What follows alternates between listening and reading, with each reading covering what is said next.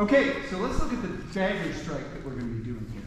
So our previous dagger strike was a mandrito strike. It's coming in off the right side. Okay? The next strike is going to be a riverso strike. It's coming in off this side, the left side, like that.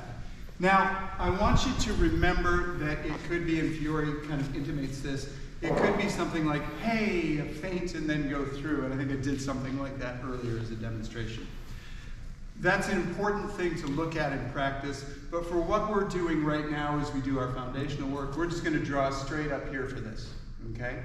Now, when you're doing that, and this would apply even if you make a feint, you want to protect that elbow, because if I do this, this is just something they can easily attack, right? You get control of somebody's elbow, and you can do a lot to them, okay? So you want to make sure that elbow is not easily available. Okay, so when I pull and when I draw and bring it up to my left shoulder, I'm going to be keeping that elbow tucked in. Okay? My strike is then going to develop basically in a horizontal plane at shoulder level and come across like this. Okay? Fiore says these are the strikes of man riverso, the dangerous strikes through which many have lost their lives. Okay? So let's all practice that. So I guess I'm here, face this way. Okay, so I want you to start, same position we've been using. I just keep, yes, please. What's the target?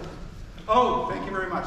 The target is generally going to be something in the throat or perhaps here, this area here, getting in the gap in the cuirass up there, okay? So like my corazzina, for example, has really fantastic protection, front, back, sides, and everywhere but here. You can hit me here, okay? And you can hit me here too. So this is going to be our target right here. So basically horizontal, basically shoulder level. The mechanics are, and I'm going to face this way for a second, same thing we did earlier. As soon as that snaps clear of your hip, it's out of the scabbard. So if you don't have a scabbard, that's a way to simulate that draw. Snaps clear, and you're bringing it up tight here, okay? I have squared up my body. Look at my rear foot, look at my hips, look at my shoulder. I am square to where I'm going. Then the arm starts, and the body drives it through, okay? Like so. Now this arm is still up because I might use it, but I want you to know it's not as much use as if I had made this strike on their inside. So let's practice this. Up to here, draw through. Like the other strike, your step and your strike should be arriving at the same time, okay? Or the strike a tiny bit ahead of the step, okay? But if the step arrives and then the strike, your time is off and they will probably be able to use that against you.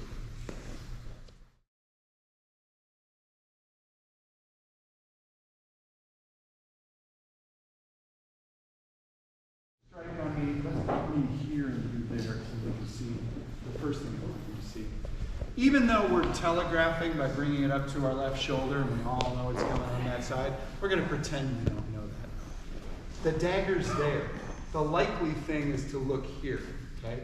Which means that when he makes his attack, regardless of which line it comes into, I'm going to go ahead. Almost as if I was expecting that first play we did. This is one of the reasons why this arm was up during that first play. Not just so I could hit him in the head, but because he might hit somewhere else, okay? And now I've got that particular block right there. Notice we're in a little bit deeper. The whole body relationship is a little bit different, okay? Now, I'm going to handle this arm the same way I handled things up here by snapping into that grip, and I'm going to do a volta stabile to turn. Plus, he's already been moving forward at me, and if I do this in time, I'm capturing his momentum. Sometimes that momentum gets lost in partner drills where we have a little stop-start going on, but now let's reverse this way. But if that happens and I'm doing it as he's in the course of his, yeah, don't hesitate, so it's just coming in, okay? As he's doing it in the course of this action, then I'm actually able to capture that momentum. And you see I was actually able to take him further. I didn't get a perfect grip, but at this moment I don't need it. I'm just in the catbird seat here. Okay, so we want to be able to do that movement and come around with it and get ourselves into a controlled position. So here's what I'd like you to do with it. Remember, this hand is to go up because you don't actually know where the strike is coming in. We're going to pretend we don't know, even though we do actually know. So let's move over here. There's a little gap there.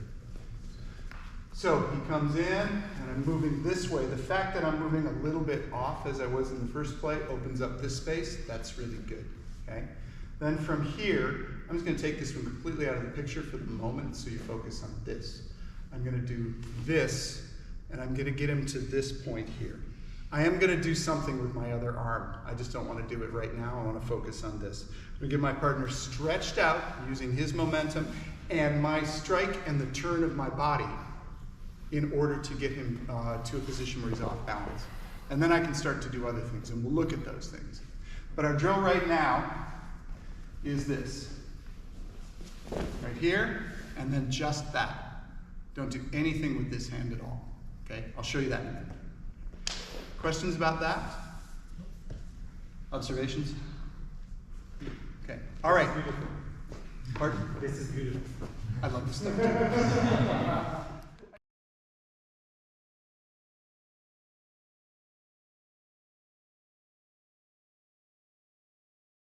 On track and actually gives everybody more practice than if you just kind of go until I decide you probably had enough.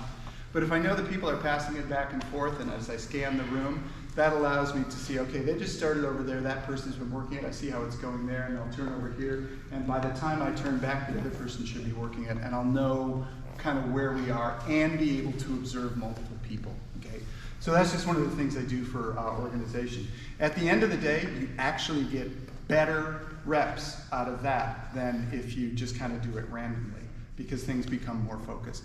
And it's better to do high quality reps, but a lower number of them, than it is to do a whole lot of not very good reps, okay? A whole lot of not very good reps, you're teaching yourself to do something wrong, and you don't want to do that, okay? That said, we're all going to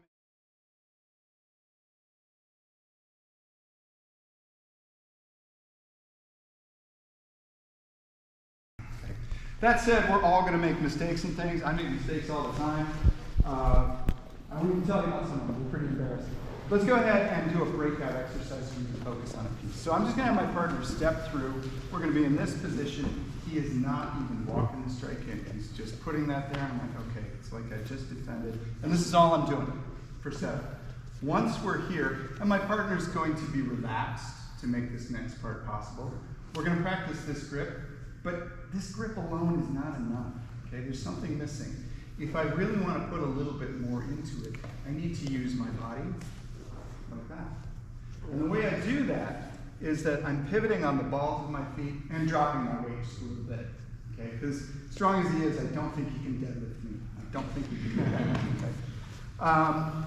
So from here, we'll start here, wrist to wrist. My hand is nice and open. I can practice, okay, I got the grip part of it there. And then I can practice coordinating that grip with this turn and the little drop of the hips. There we go. Okay. I don't have to do it fast. That doesn't have to happen. So I can give myself a little trigger. As soon as my palm hits his arm, I can start the turn. Like that. Palm hits the arm, I start the turn. Turn. Now, my partner's being compliant about this. If he chose to fight me, he could prevent me doing this exercise. But that's not why he's here. He's here to help me. There we go. So that's what I want to do, about 10 times each. Okay, about 10 times each is set up here as if we had made the strike. Don't put the dagger in the hand. Don't even make the strike. Just do this. And then practice that right there. This arm, I just want you to hold it here. Okay? So. That's all. I just want this arm right here. Okay? It's going to do something. Just that. Everybody see that? Yep. Okay, so just about 10. And of course, make sure your partner gets their 10. And then we'll go from there. Okay? I haven't even actually shown you any of the concluding pieces at all here.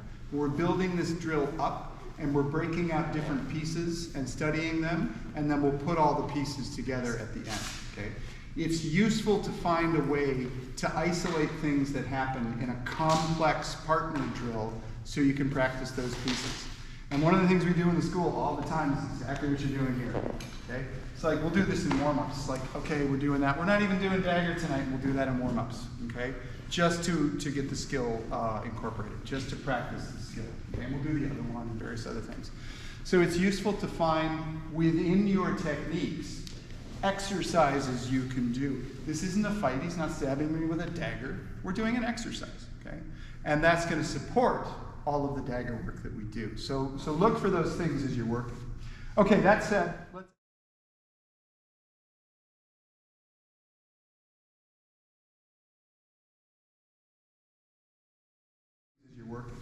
Okay, that said, let's add a piece to this exercise.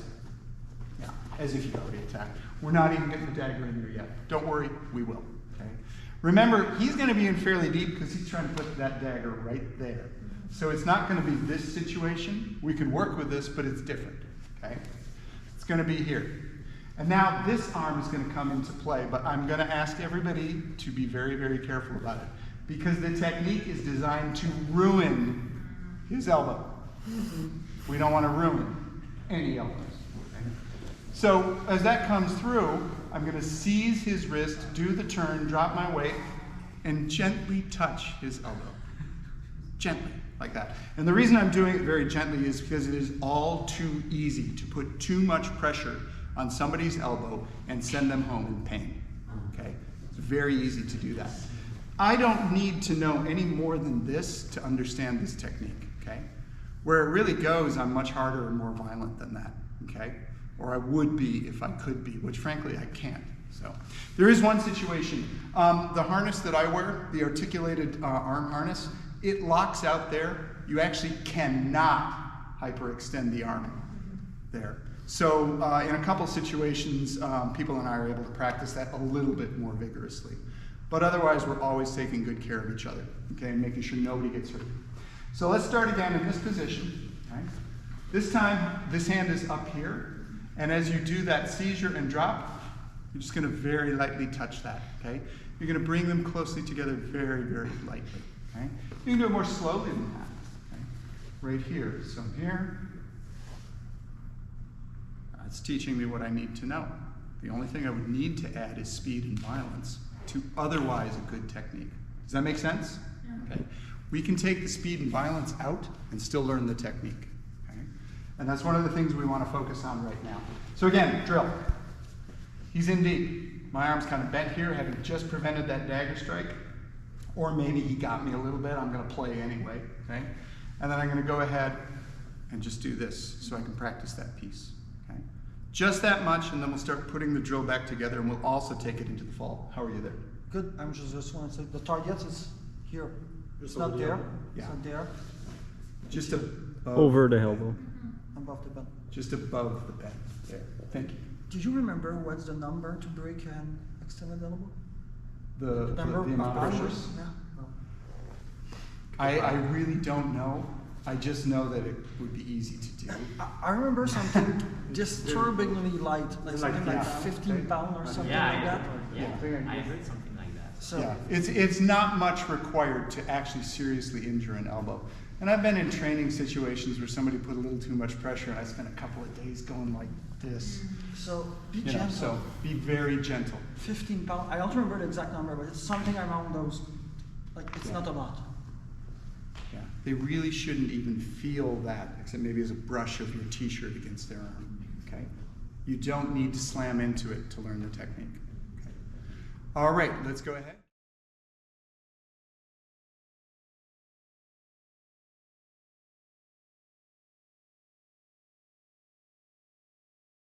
So yourself ready in the position there. If she's receiving this strike, it's because I'm trying to get in there. Notice where we are, okay?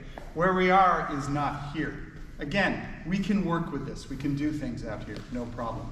But what we're actually looking at has me here, and now she seizes that wrist. Yeah, go ahead and do the wrist seizure right there. Now she's in a very different position than if I was much further away from her, okay? Much better position for her, frankly, okay, at this point. So make sure, let's do a few more of these with your partner, but make sure as you set up that you're actually, slow it down just a bit. Sure. Okay. Make sure that you're actually in here, and then your partner can do the technique. Go ahead. Yeah, like that. Then your partner can do the technique there. Everybody see that? Just a few more each, just like 3, 4 more each. When you put the dagger, Oh yeah, I'll show you. Yeah, the dagger would be there, okay? Yeah, and by the way, I alluded to this earlier, even if I tag her, she's gonna keep working, okay? Because the reality of this stuff is that you get beat up a little bit. It's just a reality. Thank you.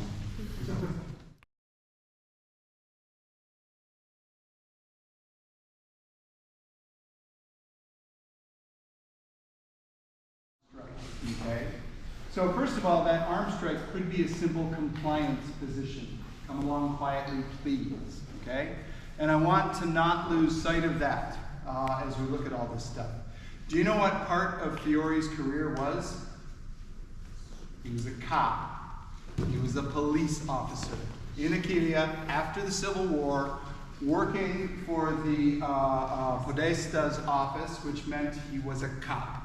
He was a law officer, and his job was to keep order and potentially bring people in who did not want to be brought in. So he couldn't just randomly kill everybody he came across. Right? Dead men tell no tales. They make poor witnesses. Okay? So he needed submission techniques, so this could actually be a submission technique, and I want to not lose sight of that.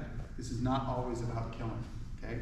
We tend to think of martial arts as lethal killing arts, and it's like that is such a tedious thing to work with. Because there are lots of reasons for them that don't involve that.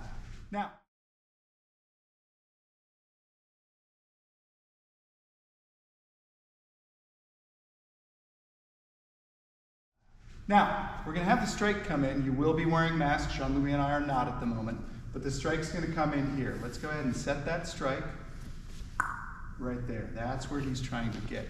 Now remember, I'm already thinking about moving forward because I'm moving aggressively into this. It's not the only way I could defend, but it's the way we're exploring right now.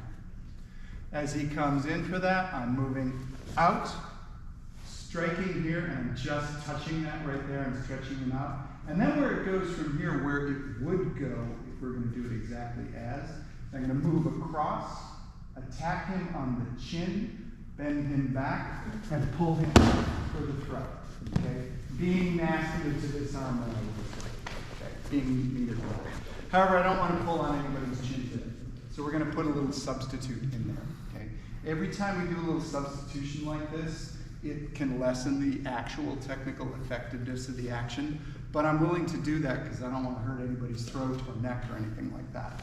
So what we're going to do instead of coming to the throat with that hook, okay, what we're going to do instead of that is get to here, pretend we're breaking the arm, we're not really, and then I'm going to shoot this arm across his chest while I step behind him. If I need to adjust that foot at all as I do it, I'm going to apply pressure there. I would, in fact, want to pull his arm really hard, but I'm going to let it go because I've got his elbow across my body.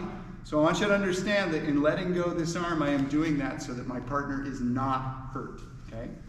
Okay? If I wanted to hurt him, I'd be pulling that arm really hard. Now, this is a kind of a sprawling fall at this point, so I want to make sure we allow a lot of room for it for those who want to take it. So, in he comes. Boom, strike that elbow right there.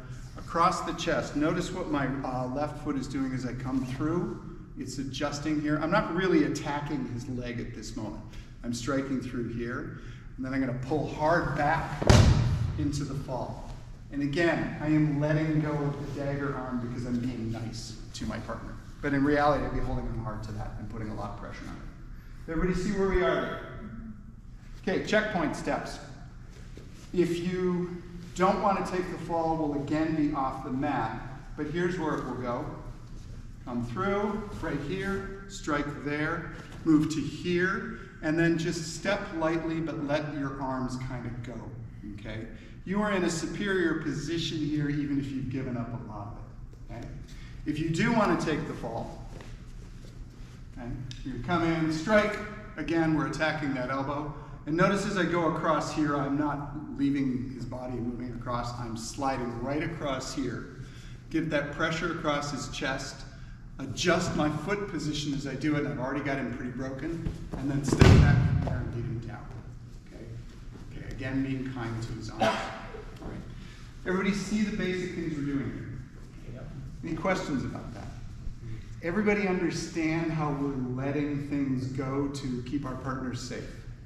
It's important to understand that, otherwise you can misunderstand what the actual technique is, okay?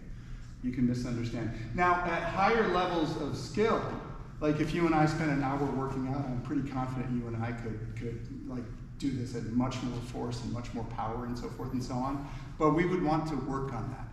I have students back at home, we do this with more force and power, but we have worked up to it, okay? And we've taken the time to work up to it. and make sure that we're safe as we do it. So today we're gentle. We're very gentle today. Good? Yeah. Okay. Anything to add? Just for the lady, if you work with a lady, really high, shoulder to shoulder. Yeah, let's just go right there. If somebody's not comfortable with that contact, and it doesn't have to have anything to do with gender, if you're not comfortable with some kind of contact, just let your partner know. We'll find a way to work around it. Okay? We'll find a way to work around it. Okay. All right, let's go ahead. Some of the difficulty that you're experiencing comes because we're just not allowed to attack the body the way we want to. If you strike somebody in the throat, they don't just stand there. All right? If you hit their throat and hook them, they don't just stand there. We are substituting this pressure across the chest for safety. Okay? So if, as you're going through and you're working this technique, remember that's part of what's going on here. Okay? We have to, and I am very big on always modifying for safety. I've said it several different times today, but I don't think any of this is worth injury to anybody for any reason. I just don't, okay? And so that's always the basis on which I operate. That doesn't mean we don't play hard and fast, but we do it with control, with appropriate safety equipment, appropriate oversight and supervision and so forth. We do that, but everything is geared towards making sure everybody goes home unhurt. Okay, now.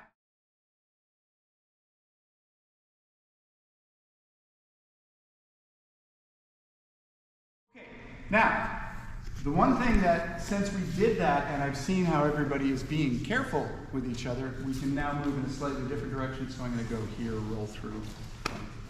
So as he's coming in for the strike, I come here, I strike, I hit that elbow hard, and then I'm going to roll through, put that into my armpit, and apply pressure to it, okay? Now, my partner understands what's going on, and he's working with me compliantly to ensure that he does not get hurt. Okay? But remember, this is designed to injure the elbow, put pressure on that injured elbow, and then use that to lever into the shoulder. So while your elbow is screaming in pain, somebody's pulling even harder on it to push your shoulder down. Okay? We don't have that here, and we're not going to. So what happens, you want to do it to me? And slow. So as I come through and I make that strike, and he hits, and he drives, and he strikes, I'm going to pretend that hurts like anything. I'm just going to pretend that's seriously painful. And I'm going to kind of give up doing anything while he goes through the rest of that and bears down on me. And I'm going to follow the movement like that as he bears down. Okay?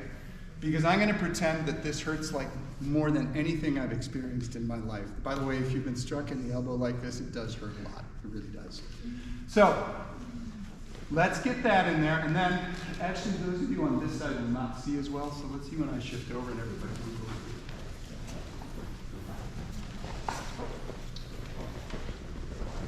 All right, so the strike's coming in, man riverso. Defend it against it, hit the elbow right there. Now, I'm gonna ride this through, and I'm gonna tuck that elbow into my armpit, okay? We'll all shower afterwards. Okay? Hit this right here. What am I doing with my left hand? What am I doing with my right hand? Yeah. People frequently mix these two up in this moment, so just stay with the left hand is going to the dagger like this. Now, I will end up disarming him, but that's actually not the goal. Because he's kind of holding on to this at this moment, I am using that as part of my turn here to get control. And then once I have that, I can transfer the dagger over there. Okay. Now, foot movements. He comes in, strike. I am left forward, right back, okay? Now I'm pretty much both of them parallel to each other. I move through, I make a little step with that left just to consolidate my position, get a little behind him, and then watch what this foot does as I do that. It moves back and away from him. And I drop my weight, keeping pressure on the arm to put pressure into the shoulder through the elbow that I've already struck, okay? Now I'm, again, being nice about that, okay? And we should all be nice about that, right? But the idea is that I'm gonna get him into this position here with pressure on something that hurts, right there. Does that sound nasty? Yep. Yeah, it really does sound nasty. I don't want to experience that. Okay?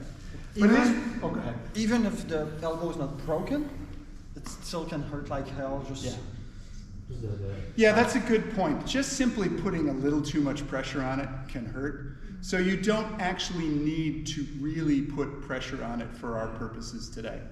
You don't need to do that. Just like there can be pressure between under there and the way he's holding my wrist. He can put pressure down there. We don't want to. Well, we want.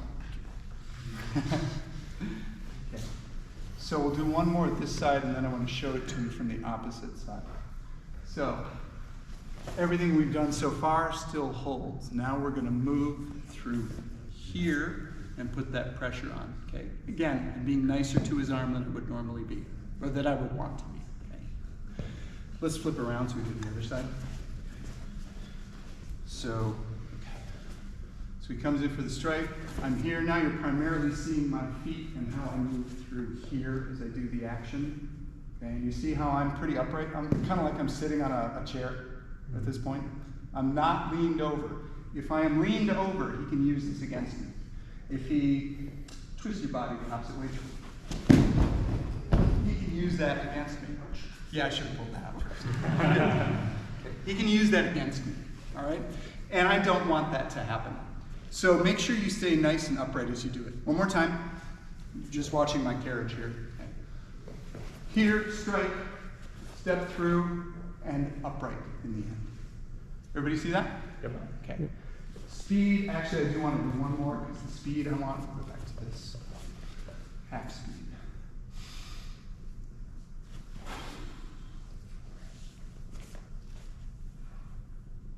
Keep it slow.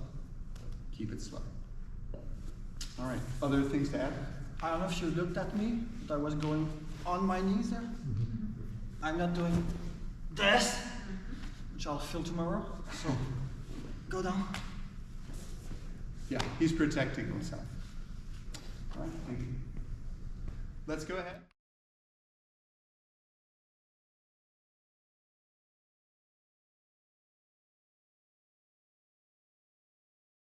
Have a little time to work with.